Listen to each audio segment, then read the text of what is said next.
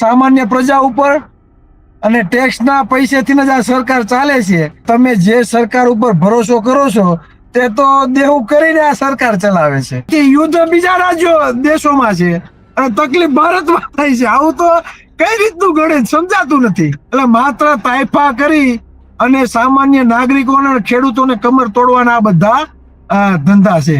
ચિરાગભાઈ, હાલ જે રીતે ગરીબ માણસ હવે ગાડી ચલાવે કે પછી ઘરનો ખર્ચો ચલાવે તેમાં કન્ફ્યુઝ થઈ ગયું છે. આજે જેમ જેમ ટેકનોલોજી આવી છે, જેમ જેમ સુવિધા આવ્યા છે, વાહનોની વ્યવસ્થા થઈ છે, રોજગારીના નામે મીંડું છે, પણ જ્યારે સમય આવે ખેડૂતોને જ્યારે ડીઝલની જરૂર પડી છે ત્યારે જ આ બધા પેતરા આ લોકોને યાદ આવે છે. આ ભાજપનો જીવ છે ને ઈવીએમ મશીનમાં છે અને ઈવીએમ થી જ ભાજપ ચૂંટણી જીતે છે. એટલે જ આ ભાજપ બરાબર આપણા ઉપર તાનાશાહી કરે છે. એટલી ગેરરીતિઓ થાય છે છતાં પણ આ સરકારના પેટનું પાણી હલતું નથી. જો તમારે સમસ્યામાંથી છુટકારો મેળવવો હોય તો તમારે આ ભાજપ સરકારને પાડી દેવી પડે. શિક્ષણ ખાડે જાય છે. તમે જો નીતિ આયોગનો રિપોર્ટ તો તમે જો, વિકાસ માત્ર થાય છે નેતાઓના દીકરાઓનો. તમે એક વખત કહી દો કે અમે બેલેટ પેપર થી ચૂંટણી થાય તો જ ચૂંટણી લડવા માંગીએ છીએ, બાકી ચૂંટણીનો બહિષ્કાર કરે છે. કેમ નથી કહેતા?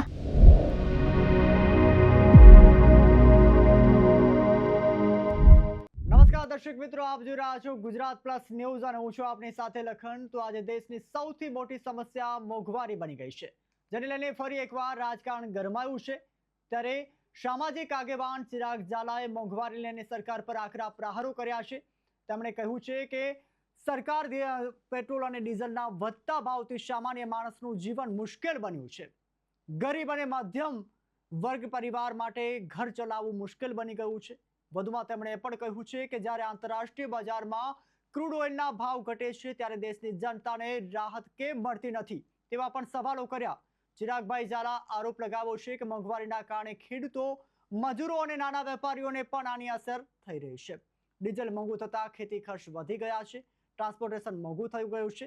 તેમણે સરકારને અપીલ કરી છે કે પેટ્રોલ ડીઝલ પરનું ટેક્સ ઘટાડીને સામાન્ય જનતાની મુશ્કેલીમાં રાહત આપવી.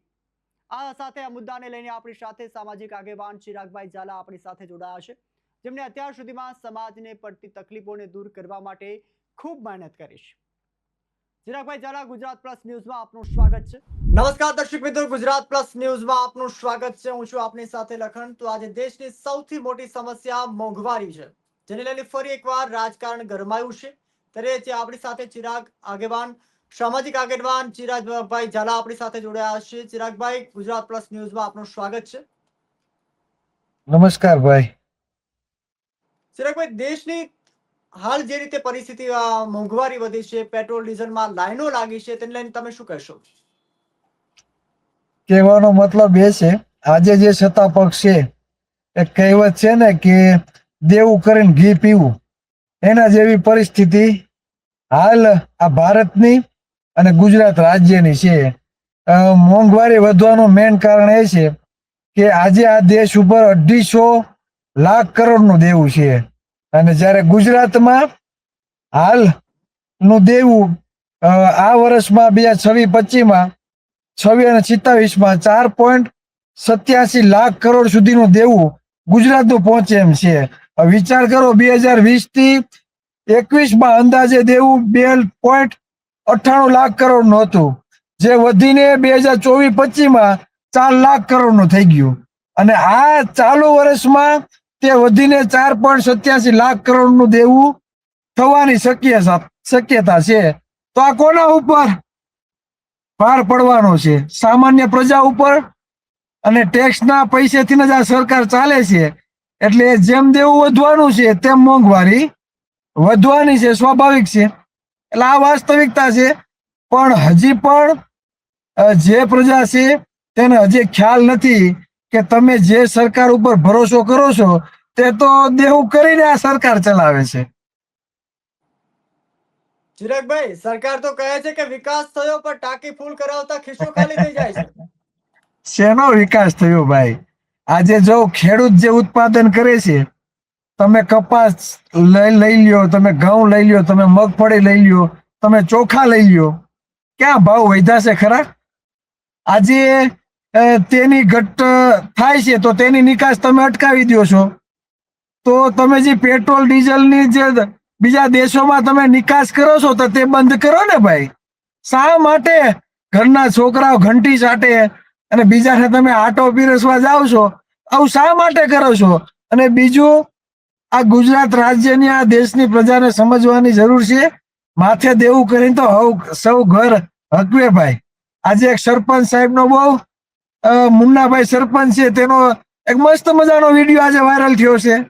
તમે જો, એને કીધું કે ઘરના મોભીની જવાબદારી શું હોય. ઘરનું વાતાવરણ આર્થિક સંકટમાં હોય તો તેની ફરજ આવે કે ઘરની જવાબદારી નિભાવવાની, ખર્ચ ઓછા કરવાની, નહીં કે જાત્રા કરવાની. આજે દેશના પીએમ તો વિદેશમાં ફરે છે.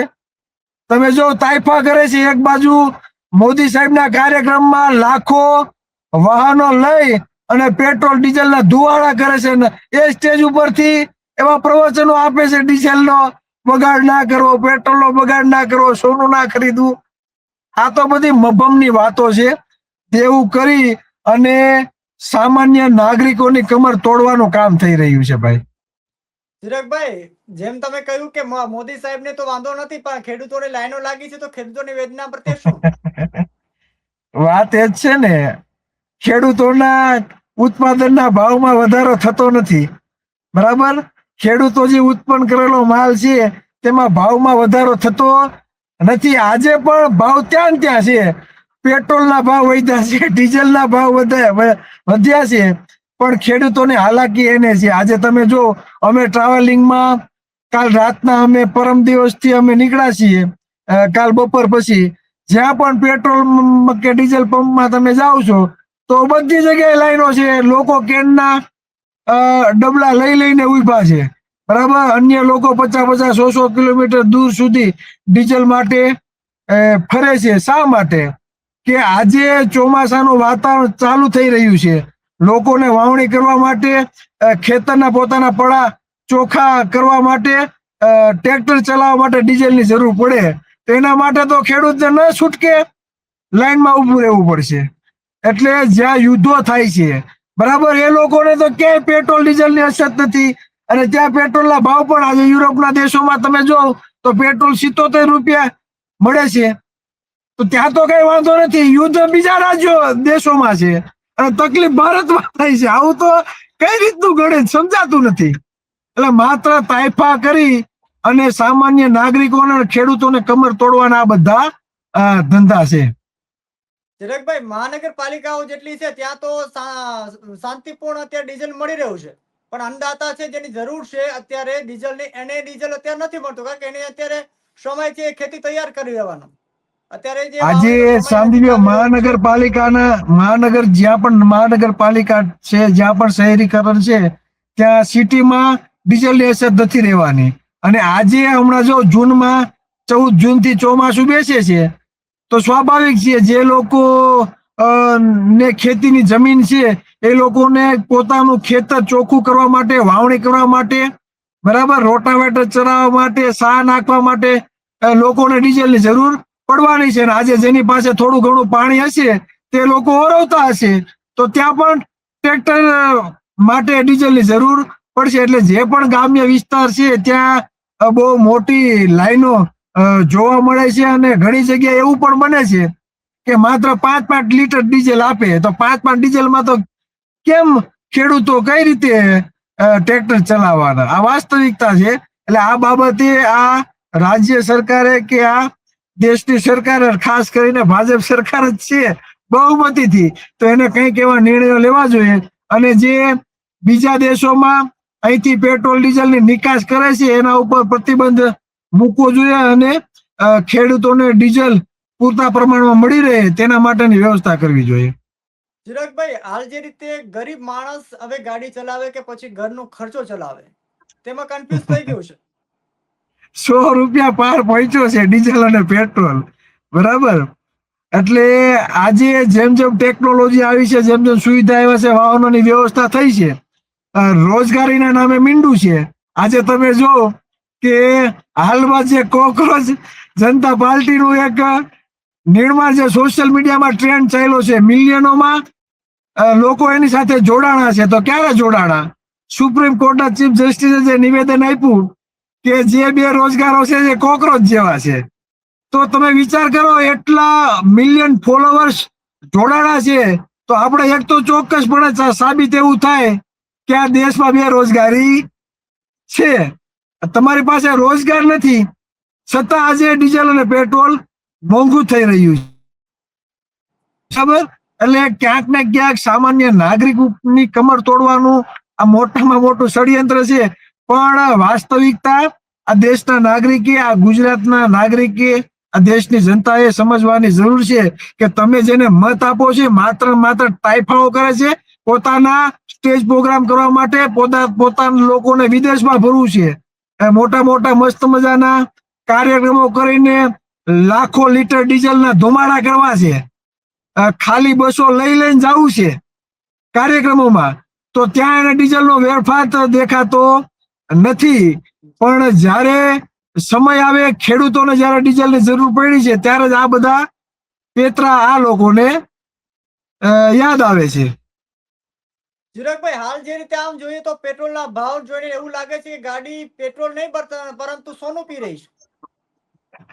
જ્યાં લગી સ્થાનિક સ્વરાજ્યની ચૂંટણી હતી ત્યાં લગી કોઈને કઈ વાંધો નહોતો. ચૂંટણી પતી એટલે આ લોકો પાછા રાજા થઈ ગયા છે, કેમ કે ચૂંટણીનો માહોલ તો પતી ગયો, એટલે આ લોકો પાછા રાજા થઈ ગયા. અને ખાસ દેશની જનતાને હું કહેવા માંગુ કે ઈવીએમ મશીન છે એનો વિરોધ કરો, કેમ કે ઓલ વર્લ્ડમાં જેટલી પણ જગ્યાએ ચૂંટણીના માધ્યમ, જ્યાં ઈવીએમ થી ચૂંટણી થાય છે ત્યાં માત્ર ને માત્ર ષડયંત્ર થાય છે, બાકી વર્લ્ડમાં ક્યાંય ઈવીએમ નો ઉપયોગ થતો નથી. ભાજપ જીતે છે એનું મેન કારણ, કેમ કે રાવણનો જીવ જ્યાં નાભીમાં હતો ને, એમાં આ ભાજપનો જીવ છે ને ઈવીએમ મશીનમાં છે. એટલે જાગૃત થાવ. જે મશીન મનુષ્ય બનાવેલું છે એ મશીનમાં ચેડા થાય છે અને થાય છે. તમારે કોઈને પૈસા ટ્રાન્સફર કરવા છે તો આંકડાની માયાજાળ છે. તમે 10-15 હજાર કોકને ટ્રાન્સફર કરો છો, આંકડા દેખાય છે. તો મનુષ્ય બનાવેલા ઈવીએમ માં ચેડા શક્ય છે, અને ઈવીએમ થી જ ભાજપ ચૂંટણી જીતે છે.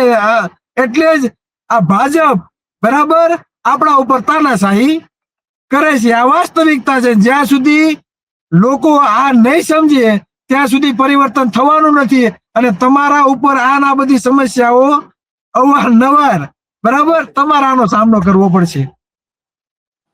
છેલ્લા 30 વર્ષથી, આમ તો ગુજરાતની વાત કરીએ તો છેલ્લા 30 વર્ષથી ગુજરાતમાં બીજેપીનું શાસન રહ્યું છે. તો આ સમયે જ્યારે ખેડૂતોની, આમ કહી શકાય, ખેડૂતોની વ્યથા જે છે, ખેડૂતોની જે પરિસ્થિતિ છે, તેને લઈને તમે કેવી રીતે જાણી રહ્યા છો અત્યારે?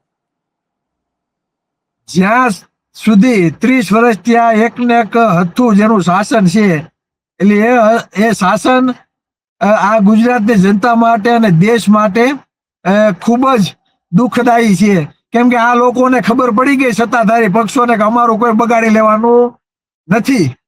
અમારી સરકાર તો બહુમતીની સરકાર છે, એટલે આ સરકાર હવે તાનાશાહી થઈ ગઈ છે, એનું કોઈ બગાડી શકે એમ નથી. એટલે એ મસ્ત રીતે એને મજા આવે ને એવા લોકો નિર્ણયો લે છે, બરાબર. પેપરો ખુલ્લે આમ ફૂટે છે. વિચાર કરો તમે, એટલી ગેરરીતિઓ થાય છે, છતાં પણ આ સરકારના પેટનું પાણી હલતું નથી, કેમ કે બહુમતીની સરકાર છે, એટલે એનું કોઈ બગાડી શકવાના નથી. એ તો આ પ્રજાએ સમજવાની જરૂર છે કે તમે 30 વર્ષના જેને મત આપ્યા છે ને, બરાબર, એ જાડી ચામડીના થઈ ગયા છે, એને કોઈ જાતનો ફેર પડવાનો નથી. એટલે પરિવર્તન લઈ આવો. જો તમારે સમસ્યામાંથી છુટકારો મેળવવો હોય તો તમારા ભાજપ સરકારને પાડી દેવી પડે. ચિરાગભાઈ, સરકાર પાસે કોઈ લાંબા ગાળાનો ઉકેલ હશે કે પછી સામાન્ય માણસ માત્ર મોંઘવારી સહન કરતો રહેશે? લાંબા ગાળાનો એની ઉકેલ એની પાસે તો છે જ ઈવીએમ, બરાબર. ચૂંટણી આવશે, ઈવીએમ થી ચૂંટણી પાછા જીતી જશે.